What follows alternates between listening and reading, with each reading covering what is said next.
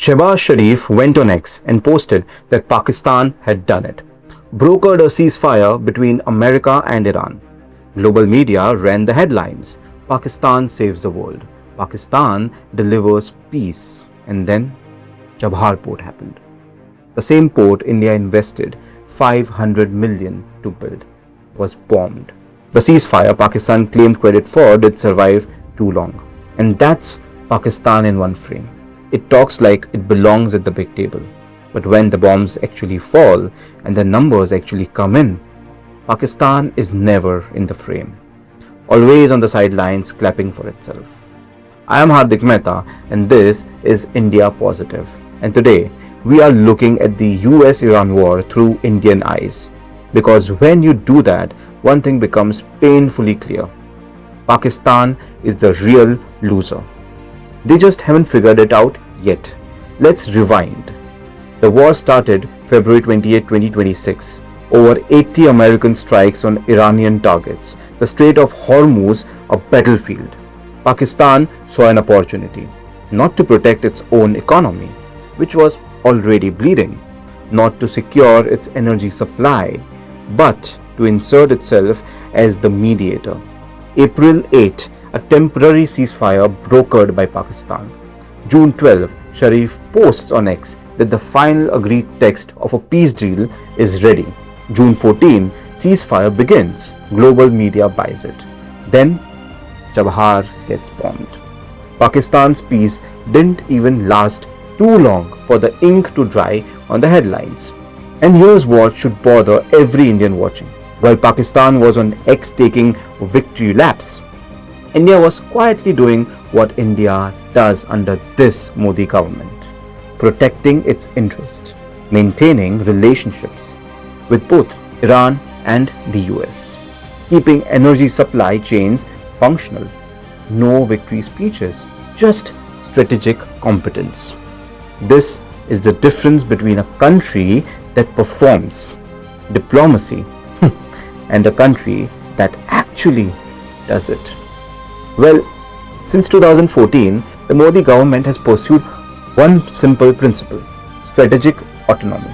When America pressures India to stop buying Iranian oil, India negotiates and keeps options open. When Russia is sanctioned, India buys more Russian crude at discounted rates. When the Gulf is stable, India deepens trade. When it isn't, India has alternatives. During this entire 4-month war with Hormuz as a combat zone, India's light stayed on. Fuel prices didn't collapse. India didn't go to the IMF with a begging bowl. Now compare that to Pakistan. Pakistan has one strategy: rely on Gulf remittances, borrow from the IMF, and hope nothing gets wrong. There is no plan B, no strategic autonomy, just a prayer that the world stays peaceful long enough for the next bailout to arrive. And when that prayer isn't answered, when oil prices spike because Hormuz is a war zone, Pakistan doesn't have leverage. Pakistan has exposure, massive, undefended, catastrophic exposure. Now let's talk numbers. Pakistan's export target for financial year 26 was $35 billion. Actual exports 30.13 billion, a miss of nearly $5 billion. Foreign direct investment 1.62 billion came in, but 2.15 billion went out. Foreign firms pulling money out because they don't trust this economy.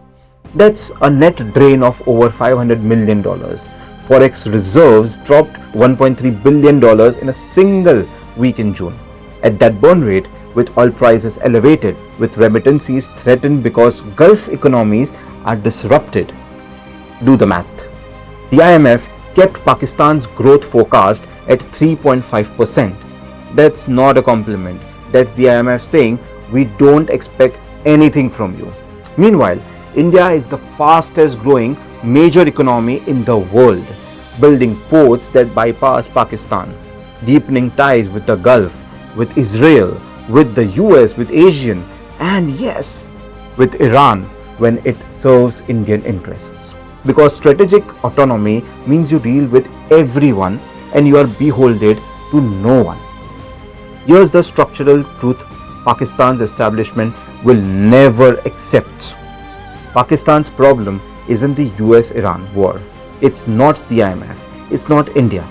Pakistan's problem is Pakistan. For decades, Pakistan's economy has been built on three pillars: import energy, export labor, borrow money.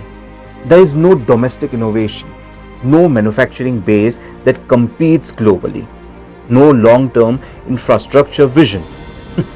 Just the same cycle of crisis, bailout, brief recovery, and next crisis.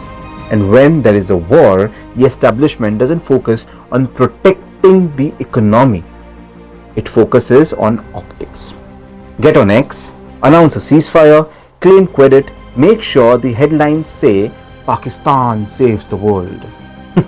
Never mind that the bombs are still falling. Meanwhile, look at what India has done. UPI processes more transactions than any systems in the world. Indian startups are global. Indian foreign policy is respected.